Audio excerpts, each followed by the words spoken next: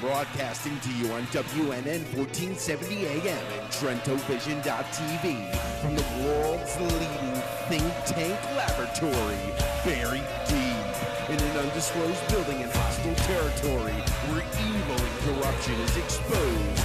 You're about to enter the Tom Trento Show. General orders, all hands man your battle stations.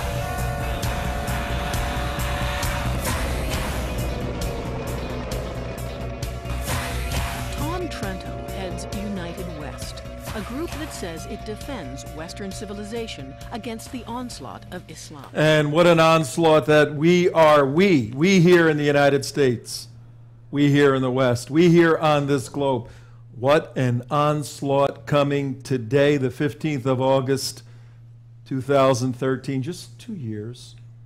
A mere 2 years after the Herald Arab Spring, where Islam and all its lustrous beauty and its magnificence would bring about a new era of peace and justice and tolerance, and 500 people killed overnight in Egypt. 500 people. The Muslim Brotherhood in Egypt has declared war on Egypt. You see, the Muslim Brotherhood, folks, is boundaryless. They don't live in Egypt or in the United States, or those are just temporary abodes as they move for the development of a caliphate, ultimately to implement through jihad Sharia law. Therefore, now the brothers are making a worldwide call to jihadis to come to Egypt and fight the now infidel military there. Over 500 killed last night by the military. The brothers are declaring war on Egypt. And General al-Sisi said, bring it on, guys. You want this to happen? And Israel is beside itself, trying to figure out what the heck is going on. All of this while our first family relaxes in the cool, calm waters of, where the hell are they? In Nantucket, or where are they? Yeah, they're Martha's Vineyard. Martha's Vineyard. Yeah, playground of the rich. This is a global crisis, and Kerry, who's a dipstick, hey, we don't like what's going on. I was on Steve Kane's show this morning for a half hour as a guest and laid out what's going on in Egypt and the concerns Israel has and the concerns we have here. And I said the mistake goes back 2 years ago, thinking that the Arab Spring was going to be something good. Everyone that knows anything about this, and we've gone on record, Yeah. and we said it's terrible. Yeah. Mubarak should have been left there. You needed an iron fist. Could have been a transfer, could have been some reforms. This civilization, this Egyptian civilization, is 70 years old. Western civilization came out of the Middle Ages, the Dark Ages, and has had 700 years based on the Judeo-Christian worldview to develop sophisticated, civilized principles of interaction called a republic.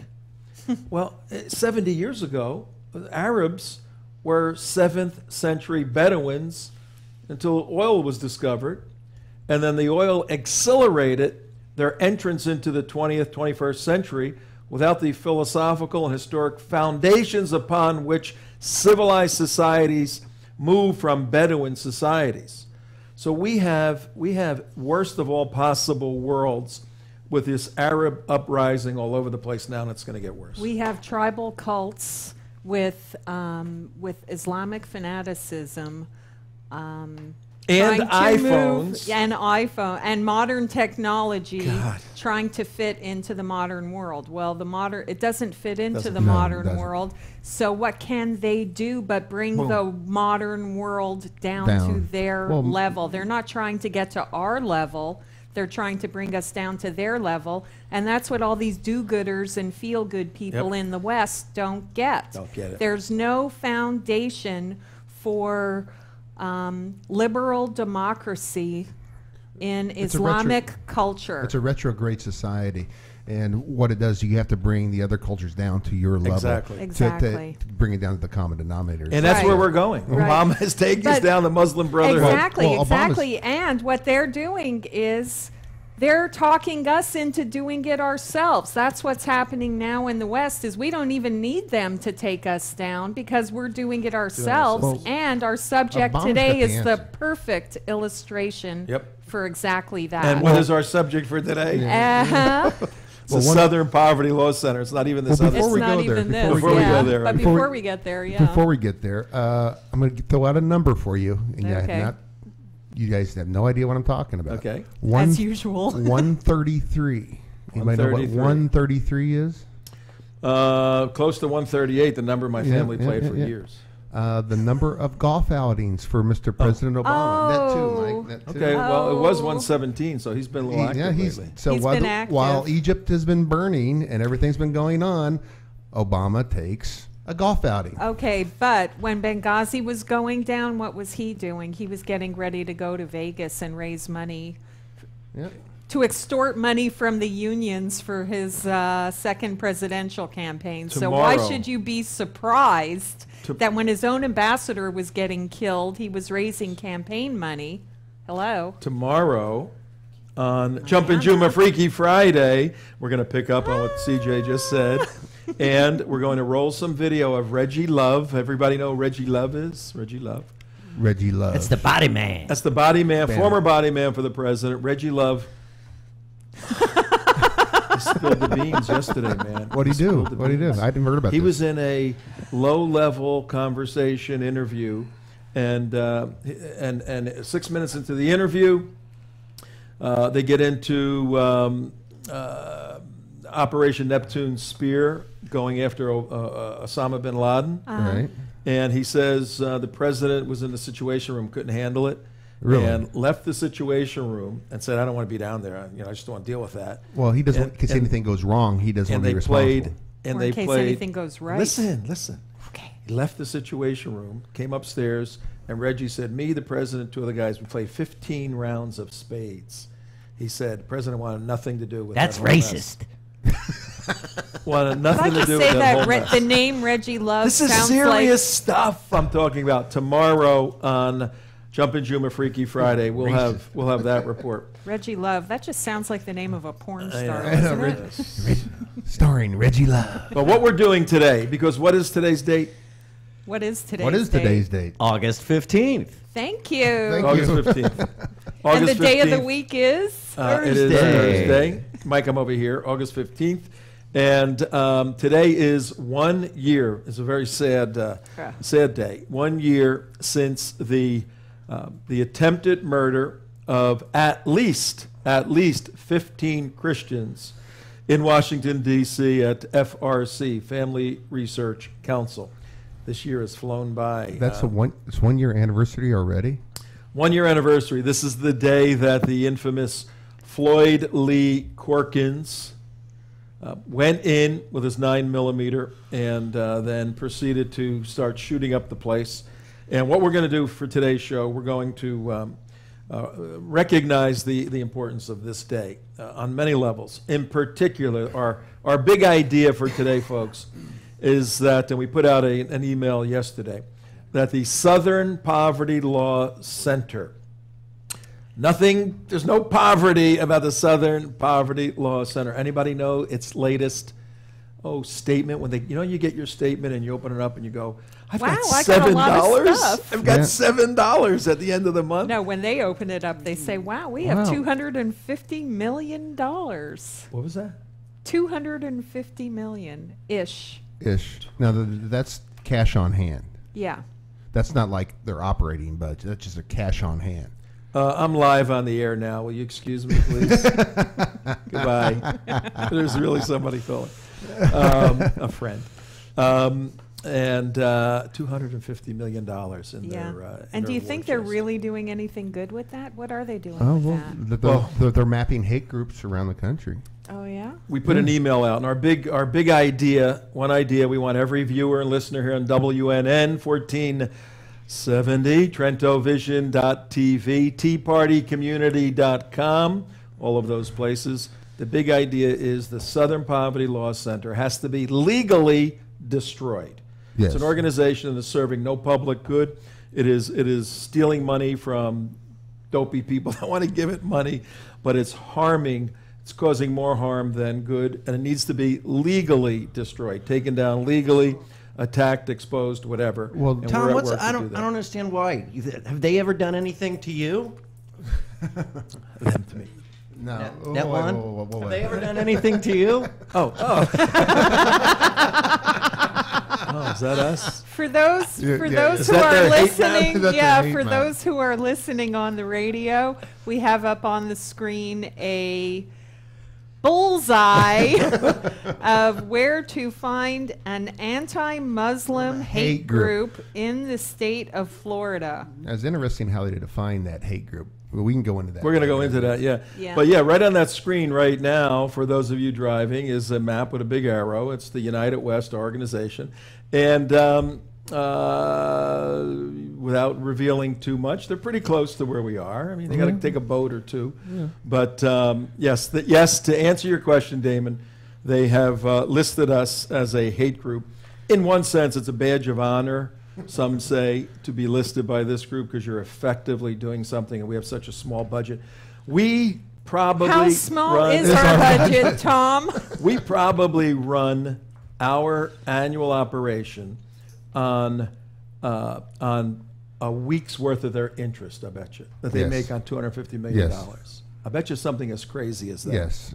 I Well, will if you concur. have $250 million and you're getting 5%, No, that's crazy in this day and age. how much? Yeah. Let's Even say if it's 2%. 2%. Okay. That's So- $5 million a year, just in interest at $5 million 2%. a year. Divided by 50 weeks. Divided if you by just want 50 to make it easy. is what, 500,000? 2-week vacation. Well, just Oh, 5 million. 200,000, Yeah, right? so- Oh, yeah, we're days.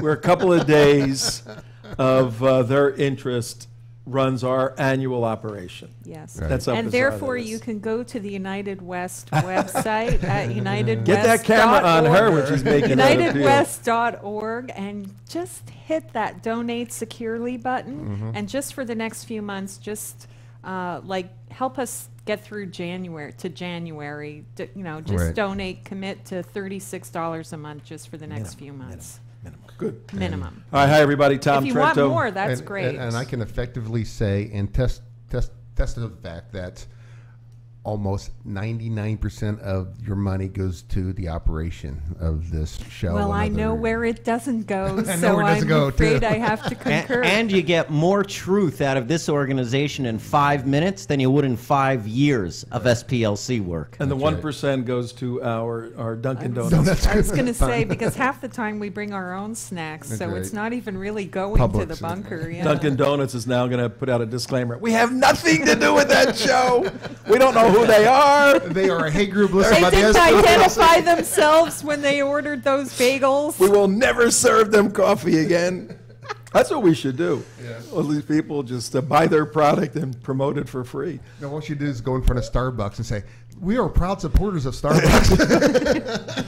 We're going to shop here You're every every day unless you write us a check to make us go away. That's what Jesse Jackson has That's made a right. living out of doing, Yeah. shaking down these We're organizations. just going to shop here every day until you write us a check.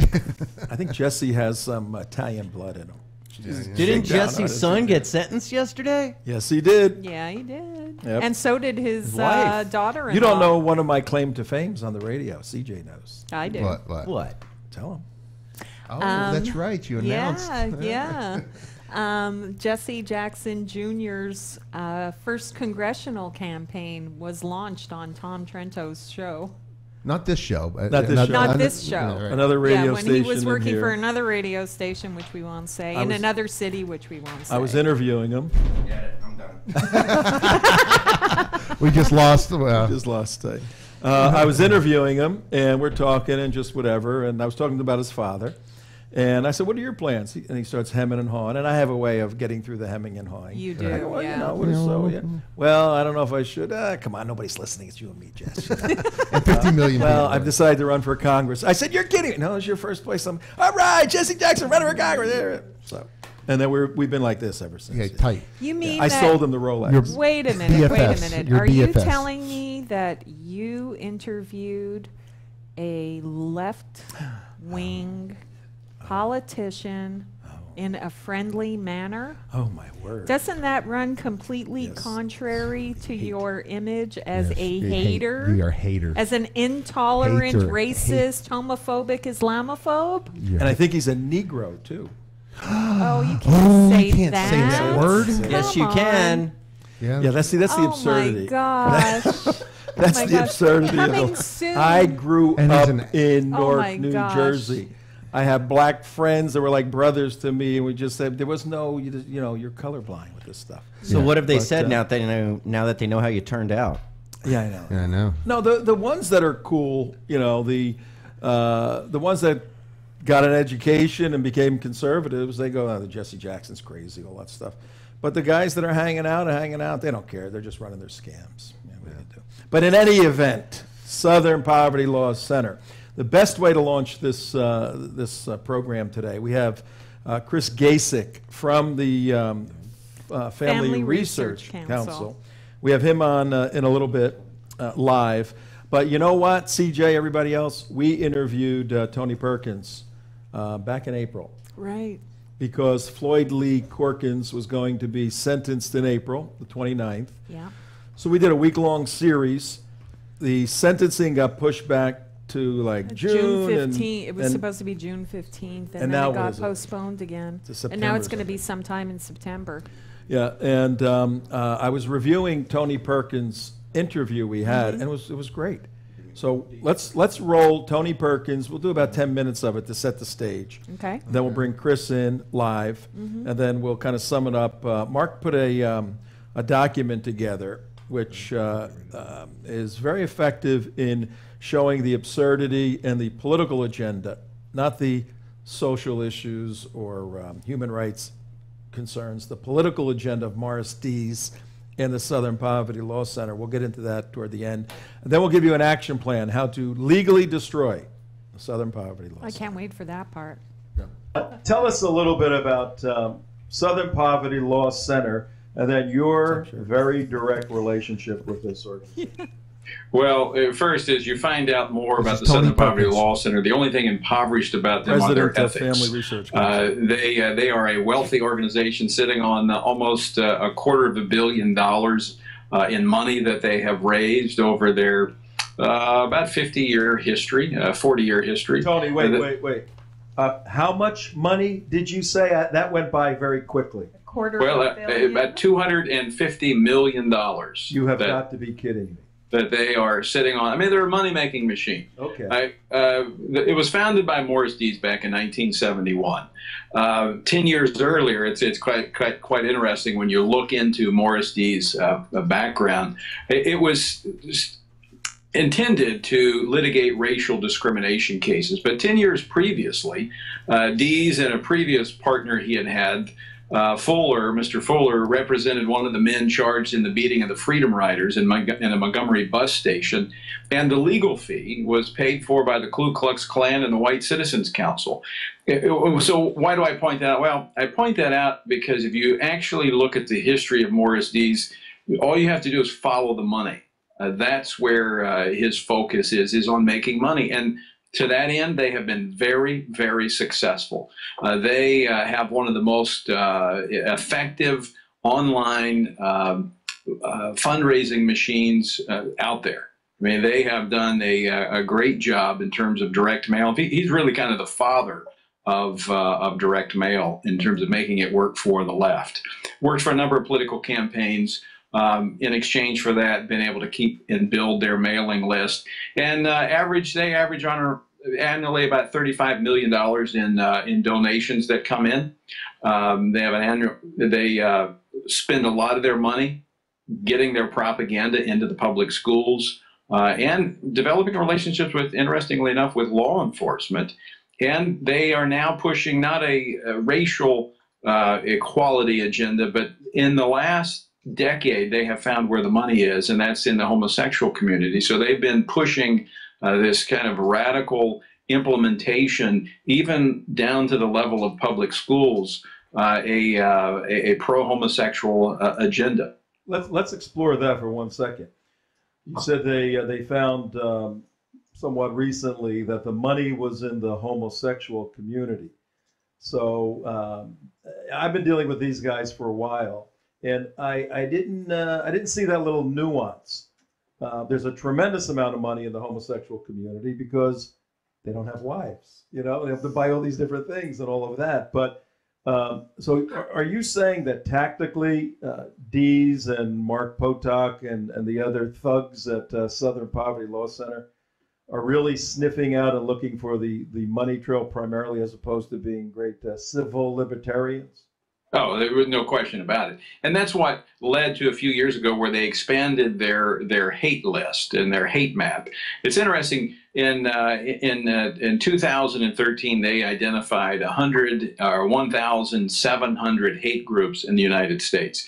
Now, they claim, if you look at their numbers, they claim since the year 2000, there has been a 67.3% increase in these hate groups. Well, that's kind of interesting because when you look at the FBI statistics, there's been a 29% decrease in the number of hate crimes during the same time period. So how can you have this massive expansion of hate groups, but at the same time, a pretty significant decrease in the number of hate crimes? That's a great point right there. Is they began to broaden their circle, and so into this hate group category, they have pulled in traditional marriage, traditional value organizations such as the Family Research Council, the American Family Association, Concerned Women for America, and other pro-family organizations that oppose this radical homosexual agenda of mainstreaming that behavior.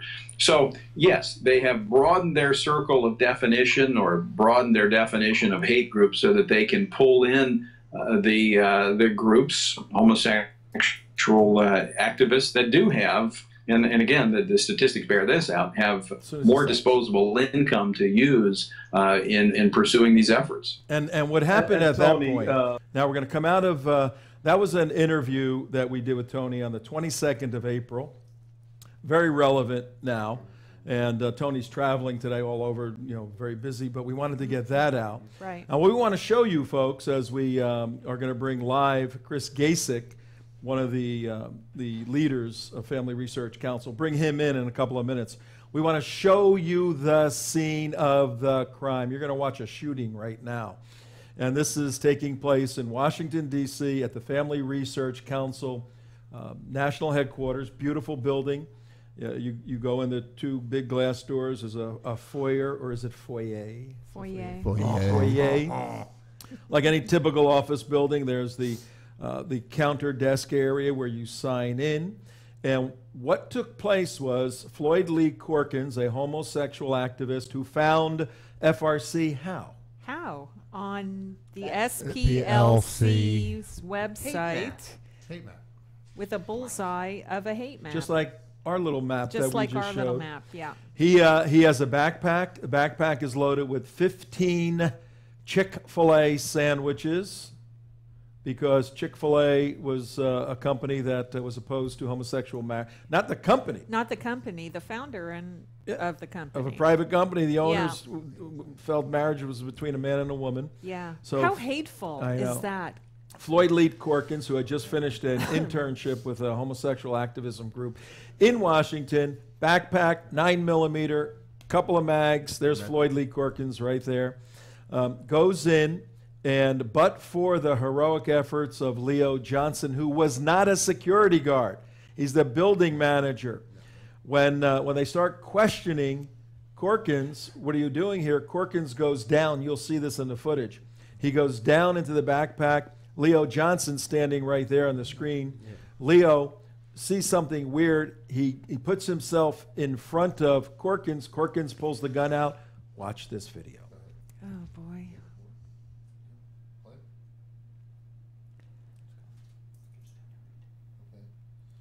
Well, it's saying August 15, 2012 at 10:46 a.m., Floyd Corkins entered the lobby.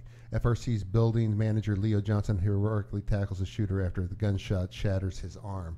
Now, this is just an amazing story. There it is. There it is. And here's the video that you're seeing right now of the lobby area with Floyd Lee Corkins walking in. And he's talking, with his bag of Chick-fil-A sandwiches in the back. And an extra 100 rounds of ammo. An extra 100 rounds of ammo in his backpack. And here he is pulling out the amazing video. You have to go to the show to see this amazing video. And you can see the security guard coming out, walking around. Not the security guard. He just got shot. Just got shot, right? That was Leo Johnson, the building manager. Now he's chasing him around. He's shot. His left arm is shattered. It was broken in half. The adrenaline is pumping. He gets him on the ground. He pulls the gun away from him. He being Leo Johnson, pulls the gun away from him, was going to shoot the perpetrator right now. He's standing over him with the gun. You can see it. He was going to shoot him. God told Leo, who's a Christian, don't shoot him. Leo stood there and said, don't move. And there it is. And there it is right there. It's a terrorist attack. Amazing. All right, let's do this. You guys can get Chris Gacek. We'll get caught up to speed as to where we are. What you think of that? By the way, if for those of you who are listening, and you can go to the archives at youtube.com/theunitedwest and just click on for today's show for August 15th if you want to see the interview with Tony Perkins and the film video footage of Leo Johnson tackling down Floyd Lee Corkins after he was shot by Floyd. Yeah. Just absolutely, it really is. Absolutely amazing. And you know what's interesting is this happened a year ago, and this was before Sandy Hook and any other. That's right. Okay. Do you remember the massive outcry on the left for gun control and ammo control and everything else afterwards? There was no outcry on the left for gun control or ammo control or anybody getting listed as a hate group with a bullseye map on their website or anything like that, because SPLC still has the FRC listed at the top of their and why is that? And why is that? Because it's okay to shoot people if they're Christians, and it's okay to kill people. It's okay to shoot Christians. Yeah, it's okay to shoot Christians in this country. It's okay in Egypt. Yeah, it's okay to target people who are conservative in this country. It certainly seems that way, but let's go to the expert. Yep. We have Chris with us, Chris Gacek. Chris, are you there? Yeah, can you? There you are. How you doing, Chris? Hi, Chris. Hi, Chris. How's the Washington D.C. weather these days? Ooh, August in Washington. Well, actually, today is one of the best August days I think I've ever seen here. It's like low 70s, very unusual. Like you're saying, it's usually hot and muggy and just horrific. Right. But this is more like a day that you would get on October 10th. Oh, nice. Oh, nice. And usually the summer tours, when you're there and everybody's out on the buses, they think, oh, it's going to be cool.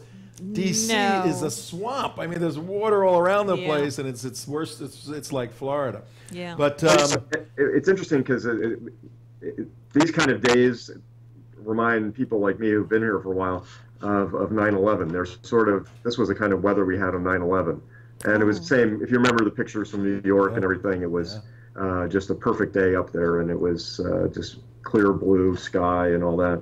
But we also, today it's kind of a somber day around here because, it was a year ago that we had the shooting in the building, and so we all met and kind of had a meeting about that and talked about it. But it was it's quite amazing when you think about it. I was looking at some pictures on my phone of my office up on the 6th floor of the building and kind of looking down and seeing the street. Have you ever been to the building here? Yes, I have. I've been all through the building, and we wanted you to walk our viewers and listeners through your personal experience on that day. It happened at what, 10:45, 10:46 in the morning? Right, something like that. Walk us through. Right, so we're located in Washington, downtown Washington, right near what's called Chinatown, near the Portrait Gallery, if you've ever been here, and we're sort of on the north side of that on G Street. And it's a big street. And what I was just getting to was just when I found out what was going on, I looked outside a little bit later, and the entire street from 9th Street to 7th Street was filled with police, FBI. I've never seen anything like an ambulance, fire. I mean, it was just the whole block. There must have been 40 law enforcement vehicles there. And it was, I've never seen anything quite like that. Most of us didn't know so what happened was about, like you're saying, like 10:45, a man came into the building. His name was Floyd Lee Corkins, and he had stalked the place before or cased it, and got in, and he had the intention of basically shooting as many people in the building as he could. He had a 9mm pistol, and he had 15 sandwiches from Chick-fil-A that he had purchased either the day before or 2 days before. And the point of that was he was going to put one of those by the bodies of everybody, as many people as he could shoot. And if you remember, there was a Chick-fil-A, there had been this sort of kind of outpouring of support for them because one of I think the owners of Chick-fil-A had given, or maybe Chick-fil-A itself, a foundation had given some money to some pro family groups that had some events somewhere. They'd done some, kind of tangential support for this, but just I think it was basically a marriage seminar. It wasn't even sort of a same-sex marriage issue debate or anything. Anyway, so Chick-fil-A was under the gun. There was all this, Mike Huckabee had talked about it, and just a huge outpouring, and so there was like a sort of a real sort of groundswell of attention to these issues. And I can remember how sort of intense it was feeling.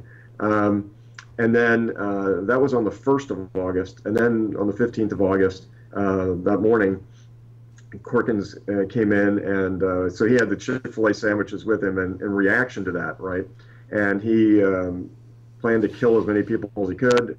He encountered essentially one of our building managers, who's misidentified as a guard. He's not a guard really, but he happened to sort of spend time at the desk and stuff like that. But he was very alert, and Leo Johnson essentially knew that something was up. He went around to look at Corkins when he was down behind the desk, sort of like a front desk, and looked at him, and he noticed that he was fumbling around for something in the bag, and he just happened to get up close to him and see the gun, and they got into a struggle. Leo was shot in the left arm, right, and still managed to wrestle Corkins to the ground and immobilize him and get the gun. And what's amazing about that is if you've ever seen Corkins, I've gone to the court a few times where he's been there. He's a big guy. Yeah. This is. I saw him getting let out by the police. I mean, it took several people to get around him. Yeah. He looks to me like he's 6'3", at least maybe 250, 275. Oh wow, that big. Leo was probably the only guy in the building that could have taken him. I mean, Leo's a big guy. I mean, he's not. I put my money on Boykin too. I put my money on Boykin. Right. But you just I think Leo, you could see Leo as a lineman in high school, right, or something, playing football, and so he was strong enough to wrestle him to the ground and get the gun away from him. But I think the important thing to remember, or one of the important things to remember, is it didn't get enough attention at the time, is that he was really badly injured. I mean, they sort of said, well, he was just shot in the arm. If you're shot by a 9mm in the arm, I mean, in your forearm, this part of your body, right? There's not a lot of meat there, right? It's not like nothing, it's going. So it's it went and shattered bones. Yeah. So he had to have, rods inserted, and then eventually he had to have sort of a transfer of bone tissue or of bone from his grafts. hip to his arm, and very, very painful surgery. And I mean, apparently now things are sort of moving along, and he's doing pretty well. But it was just one of the things that we're aware of here is how much he suffered physically. Right. And it was not a flesh wound. That's what I'm just trying to get at. And what I've been really impressed about, Chris, is similar to the Trayvon Martin case.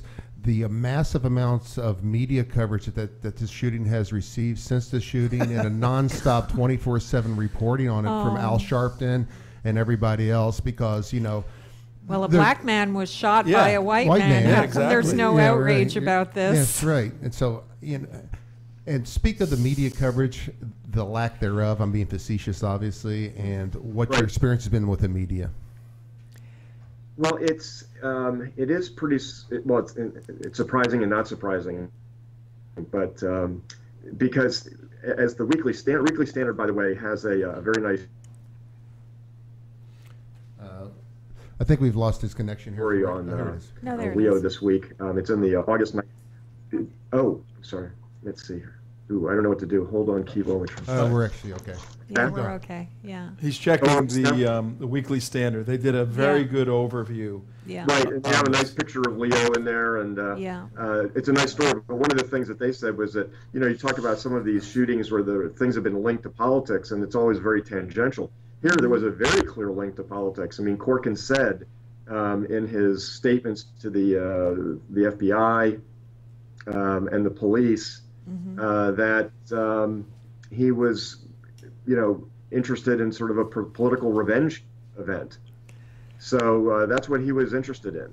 So, Chris, let me ask you, how long did it take when you were in the building?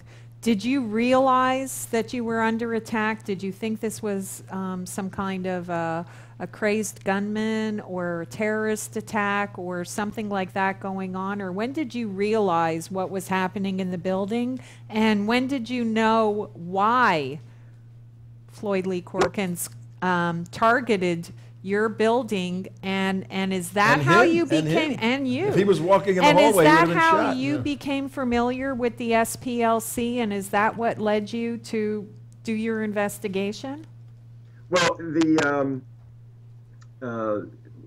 thing, let me just go back and sort of do those in order. That day, the building, my office is on the top floor of the building, so this all happened on the ground floor.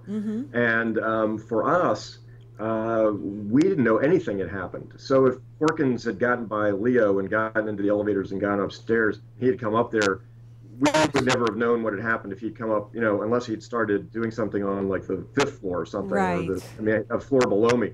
So that was pretty much, I think the sound traveled, the highest level was maybe the 3rd floor. Some people heard a little something. Okay. But, you know, so I heard about it, I think I was looking at email and somebody said something, and then I went to my window and looked outside. There were all these, you know, police and things. I probably heard, you know, the ambulance or something like that, you know, and other people like that. But there's always stuff going by here. This is very, right. very It's a busy area. Yeah. So this area is very busy, and so we were just not aware of all that. And you know, it's when you're sort of, you know, in that sort of position, then you sort of find things out slowly. It was, I mean, you've never been through one of these sorts of things. The crime people, the FBI, essentially took over the building for, you know, like a day and a half, right, as a crime scene, right? Exactly. So there were just all these sorts of, you know, it took us a sort of a while to kind of figure out what was going on. I'm not exactly sure what the timeline was in terms of finding out. I mean, you know, that was, FRC had run-ins with the SPLC before, essentially having to do with the hate map and things like that. You know, so that had been going on for a while. And did you think when to find out the connection with Corkins and reading it? I don't know exactly what date that happened, but at some point, you know, the government indicated, and then on February 6th, I think it was, they actually stated in the U.S. attorney stated in court that Corkins had indicated that he had read the SPLC website before he. Yeah, that's a very important key point that I want people to understand, is that, you know, at first when you hear about this website and the hate map and the bullseyes and everything else, you think, oh, well, so what? So they're throwing out some names of individuals and groups and showing you where they could be located. Probably not a big deal. Family Research Council has probably had, you know, lots of hate mail or crazy kinds of threats over the years for taking, you know, pro-family or biblical positions on issues. So, you know, were you just kind of thinking, okay, this is something that we need to take a look at and deal with, but, you know, we don't really feel threatened by it? But now, do you have a different perspective on that? Do you think that people who are targeted by the SPLC need to conduct themselves differently? Are we all targets if the SPLC has us? And what kind of legal responsibility do you think they have for this shooting and for other potential crimes arising from that list? Well, it's, you know, I think one of the things that's sort of shocking about this, when Leo sort of talks about this, you know, he sort of has made the point, you know, you just can't go around, as he said to me once, you know, you can't just go around shooting people you disagree with, right? Right. And it you know, this isn't, as this pointed out, and I was trying to get, you know, this point before about the Chick-fil-A stuff, you know, things were reaching this kind of crazy level of intensity. Yeah. And, you know, it wasn't like I could have predicted anything like this, but you just felt it was like there was just this sort of, I mean, just, you know, people stoking the fires of this like it's a game, right? Right. And sometimes, you see, I mean, I think speech is this, a lot of times, you know, 97% of people are fine, right? Right. But there's 1 or 2% of people that, when you do this, they react the wrong way to, you know, these stimuli, and that's sort of what happens with a guy like Corkins, right? Right. And you know, you're sort of, I think people are responsible for creating an environment in which that can happen, right? Where you're sort of putting people off, where you're sort of just recklessly sort of throwing this out there. Right. And you know, one of the things that this pointed out was that this whole series of events is that if you do these sorts of things, if you inflame people's passions, things can happen that are very bad. Well, Chris, we got about 2 minutes left with Chris. Why don't you? Real quick. Chris, I'm reading off the SPLC's website and how they list you. Go to Net One, Mike. Is they seem to have a real problem, and they classify you as a hate group for your stances on marriage, same-sex marriage, and they actually say that you are that you should be silenced because of your efforts in Congress, and that's the reason you're listed as a hate group. Is that pretty much the summary of what you get from the SPLC when you actually do the investigation of why they list you as a hate group? Well, there are sort of issues, I guess, that they have sort of sub-issues, you know, around this with us that, you know, there are long sorts of debates about certain, you know, sort of issues relating to homosexuality, and they disagree with what we say. And I think some of this, I mean, we've never been in a position where we've advocated any sort of violence against anyone, or, I mean, even animosity. Look, I mean, human sexuality is a complicated topic. You can have, you know, scholarly people talking about what are the implications of sexual behavior, and but I think for the ideological sexual left, as you might call them, right, they now have an orthodoxy where there's no broaching that orthodoxy, right? Right. And you know, so I don't, you know, it doesn't matter whether you're the Catholic Church or, you know, they're afraid to go after the Catholic Church now. I don't think that's going to last long, but you know, there are just a myriad, you know, issues about that we're going to just run into over the years, and I think that, you know, it's an effective tactic if you can just silence people and force them into submission. That's the game that they play. And it actually says to make the case that the LGBT community is a threat to American society, FRC employs a number of policy experts whose research has allowed the FRC to be extremely active politically in shaping public debate. That's what they. Mike, come here for a minute. The gentleman we're speaking to, Chris Gacek, He's the senior fellow for regulatory policy, so the SPLC is singling out, in a sense, one of the experts. Chris's background: bachelor's in science of science and economics from Wharton at University of Pennsylvania, no shabby place, Wharton School. A master's and a PhD in political science from Stanford, and then a law degree from the University of Virginia School of Law. So Chris is an academic, he's a scholar, he's one of the individuals who's trying to argue the human sexuality issue in the 21st century in America. The left doesn't like intelligent people arguing this stuff, and they go after people like Chris. I don't see Chris advocating picking up a firearm, going into the SPLC offices and shooting up the the structure, or anybody who does that, or encourages anybody to do that. On the other hand, the SPLC seems to turn a blind eye to all this. Doesn't. Well, they will say, "Oh, we don't encourage that," but we'll get into that. We're going to have to let Chris go here in a second. Chris, we got about a minute left with you. Where should the responsible community go next with Southern Poverty Law Center? What needs to happen with this organization?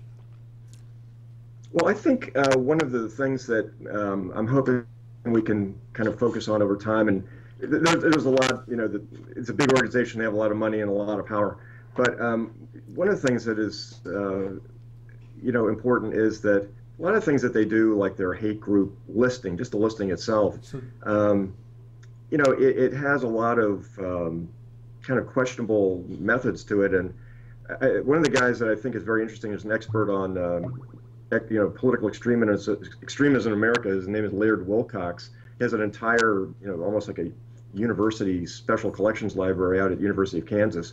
He's very well known.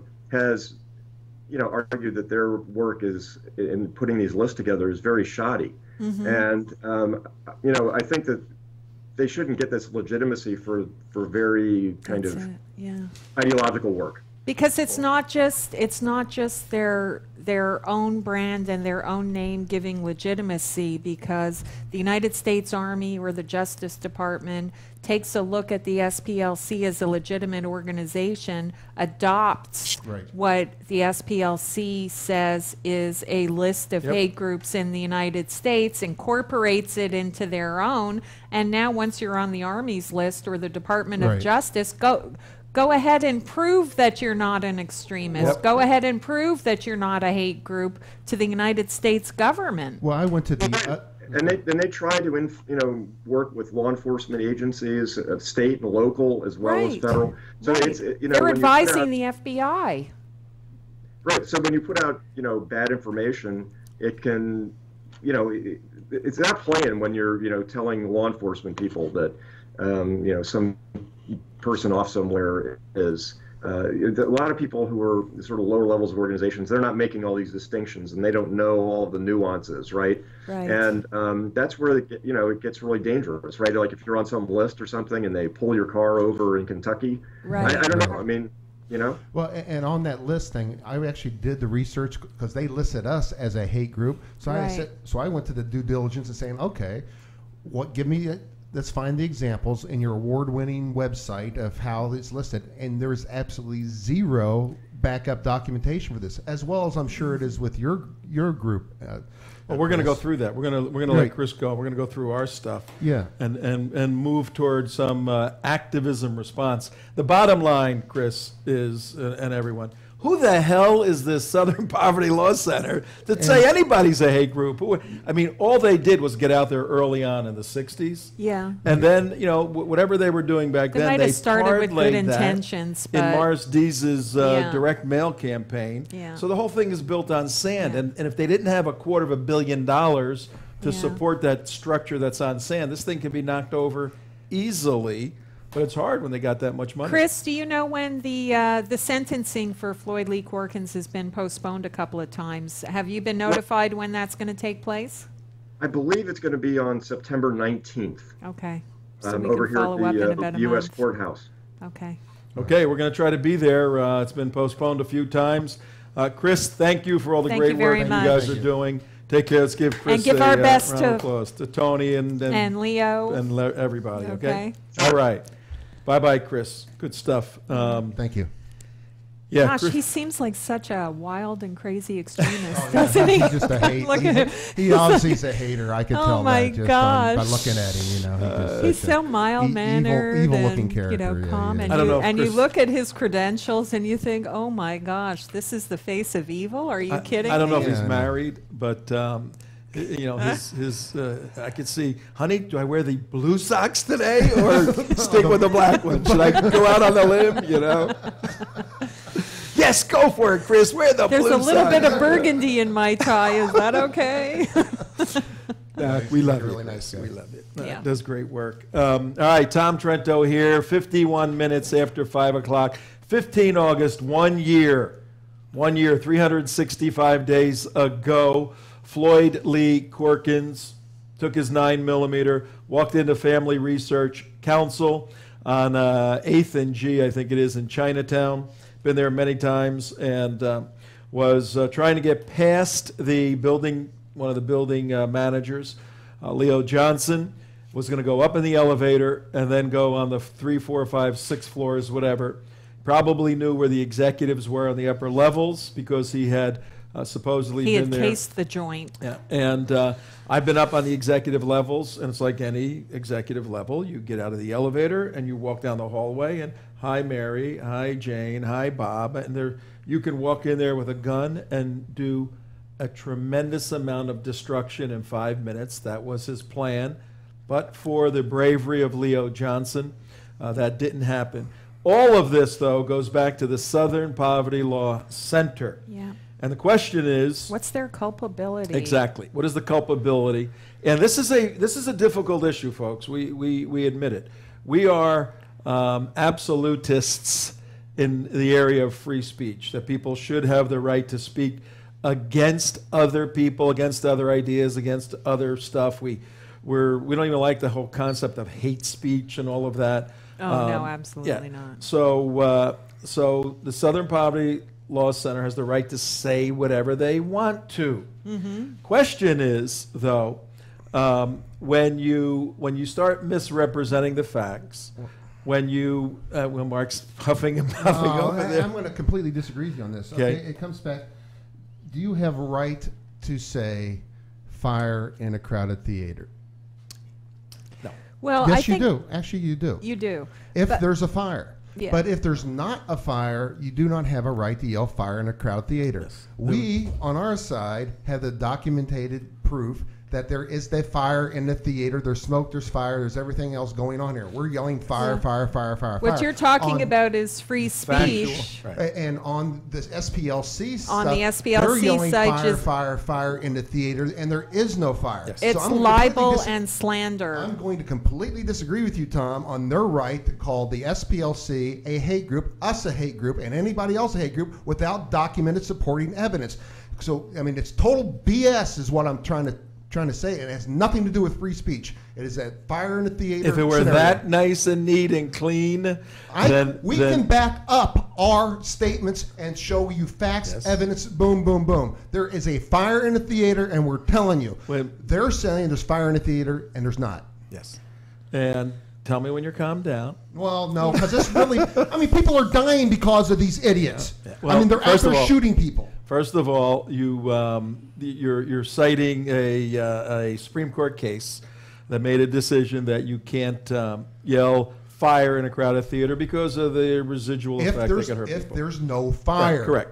But you can't take that case and then make that case fit the exact circumstances that are taking place at the Southern Poverty Law Center, because they may have the right to misrepresent stuff. They do. They're in. But they're causing people, they're Yeah, but inciting people to kill people. The Supreme Court case, the case said there was an immediate, imminent danger between the words and then the injury due to the people in the theater. Brandenburg in '59, I think it was, said if there's space between the words to incitement and the injury, then it's free speech zone. So there's a difference between the immediacy of the injury versus the length of time between it. That's the legal distinction. That's the tough part of this. Otherwise, I'd agree with you 100%. All right. So, all right. Now, let's take a look at, we only got a few minutes left. Let's take a look at, because you did a good analysis on this. Let's take a look at the anti-Muslim. Put that up. Okay, go ahead. All right, now, what we're doing here, 55 minutes after 5 o'clock, Southern Poverty Law Center, we think it should be legally destroyed. That well, means how does that, what does that mean? Well, is it a racket? Anti-Muslim. Okay. Is it a racket? Is that how it gets shut down? The legally destroyed is a fanciful dream of many people, because they have gone on record, Southern Poverty Law Center, saying, we know at some point we're going to be found out. We're not going to get their $30 million of donations a year. We're going to have to live on our interest. They can live, as we extrapolated earlier, they can live for about 100 years. On the interest of the interest. On the interest of their principal, $250 million. On the interest of the interest. So what we would like to do, we in the anti-SPLC movement, is to destroy their working and educational relationship with the United States government law enforcement agencies. Okay. That's an Achilles heel for them. Okay. We'd like to attack that point, show the USG that you are being misled by the data of this organization. It's a front group to raise money, and what Mark is saying is applicable. They're not factually identifying hate groups in any pure sense of what hate means in Western words. Exactly. So that's the attack point. That's where we need people to join us. That's where we need donations. But share your thoughts on the article that you wrote. Well, real quickly, they classify, they say, bring up that one. Are you putting that up? Yeah. They say all anti-Muslim hate groups exhibit extreme hostility towards Muslims. What does extreme hostility mean, Tom? Are we killing people? Are we saying we should hang them? Are we saying anything like that? No. I mean, just on the very first basis of fact of point, they are completely wrong. And next point, they say that Muslims are depicted as irrational, intolerant, and violent. And wait, hang on one second. There may be people out there, independent people, running around doing what they're saying people do.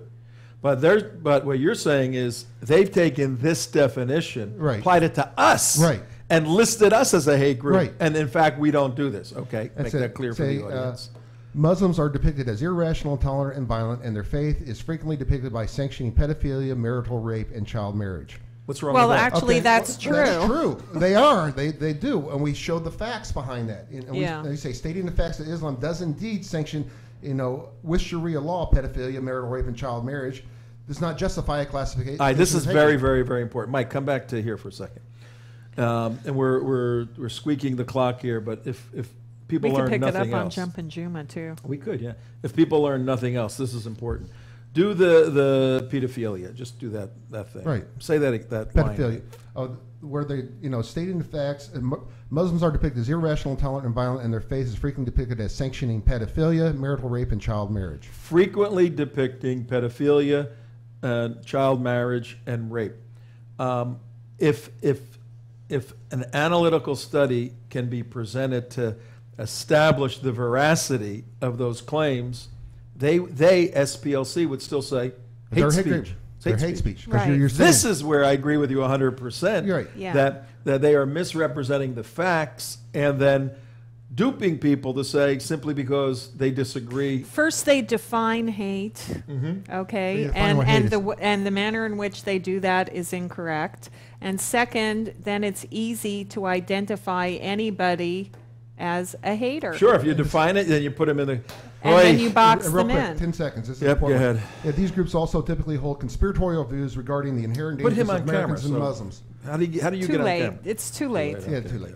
But anyway, they're showing that they're showing the conspiracy actually exists, proving it. U.S. government document records, court views, appellate court decisions, everything else does not mean that you are a hate group because you're pointing out facts. Once again. Good point. Very good point.